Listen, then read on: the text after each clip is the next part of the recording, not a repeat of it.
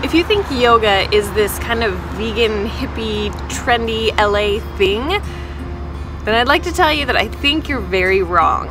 And that's why my fit tip number 19 for 2018 is to practice yoga. Now, yoga has many different forms, different styles. Some are very meditative, some are a little bit more chanting and just a few simple postures. Some are really just geared towards gaining muscle, doing a little bit of cardio activity. It varies across the world too, how it's practiced. It's going to be practiced a lot different in the United States than it is probably in other parts of the world. So I'm going to talk specifically to things like Iyengar yoga, hot yoga, Bikram, power yoga, things that you would kind of find in studios across LA, or even tons of videos on YouTube. There's a lot of great YouTubers that make some really good yoga videos. So I personally don't practice any type of meditation yoga, anything like that. I use yoga primarily for stretching and just helping to kind of get blood flowing, especially as like an active rest kind of day. So some of the reasons I suggest that you take up yoga this year, even if it's just once a week, number one would be for the stretching benefits. Stretching is incredibly important for you, especially if you're doing weightlifting, because all of that heavy weights, that really tenses up your muscles, makes everything really tight. And if you don't take time to stretch out your muscles, you're gonna end up with shortened muscles that can't perform as properly, tight areas, and as soon as muscles get really tight, they start to pull on different things, especially around the spine, around the knee. That's where it becomes the most uncomfortable, and people end up with chronic back pain, knee pain, all kinds of issues because of tight muscles that are pulling. So you want to keep your muscles really loose, supple, flexible, and not only do you want to do that for the sake of your muscles feeling well and being able to push hard in the gym, but it's really important as we age to keep all of our muscles and spine and everything really flexible.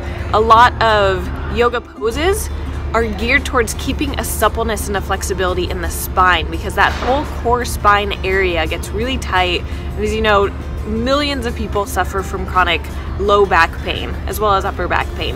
And so yoga, with all of its flexing, bending, inversions, twists, is meant, one, to help you detox your body with all the twisting and compression on organs, but also to keep some looseness in the spine to help avoid pain. There are a lot of scientific studies that show that yoga actually helps to reduce and prevent lower back pain, if not completely heal it. So that's a really great place to start before you just go to a doctor and pursue surgery or something like that. Of course, it depends on the type of back pain you have and what the issue is, but this is a great place to start if you just kind of have that general tightness and pain in your lower back, to practice yoga on a regular basis and see if that doesn't help. I personally have some low back pain, and this is one of the things that I do regularly, and one of the reasons why I practice yoga regularly is to keep those muscles loose. In my lower back pain, a lot of it is tied to tight hips and tight glute muscles, and so a lot of the stretches and poses in yoga are shaped in a way, they're going to do a lot of things, but one of the things they're going to do is stretch out and strengthen those areas. And stretching and strengthening areas around the lower back is really going to help to reduce and prevent pain. It's also great for every other part of the body, your shoulders, your chest, your back, to keep everything really nice and loose. So that's a main reason I would suggest supplementing it into your regular workout routine and cardio routine to keep your body feeling good, strong, supple. It's also a good way to just kind of gently tone your muscles if you don't want to do things like heavy weightlifting, or you're having a rough week. Like, I will take a week sometimes completely off of weightlifting, just do some cardio and yoga just to give my body a break.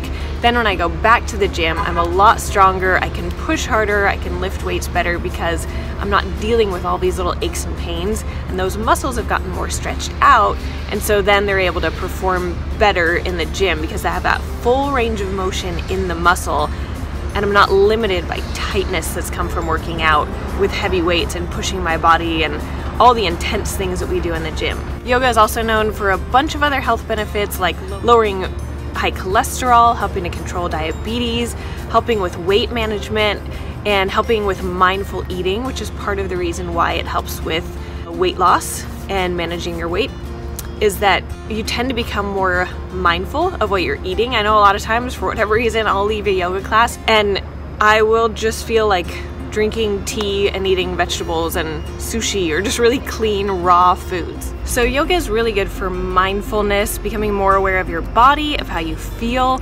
It's also very focused on breathing, breath control, which is part of what helps you be mindful. That breathing is also very healthy for you and it's very calming. So it's one of the reasons that yoga is known to reduce stress. It's a really good stress reducer and manager. And I know we can all use more of that, helping to deal with stress in our busy, crazy world.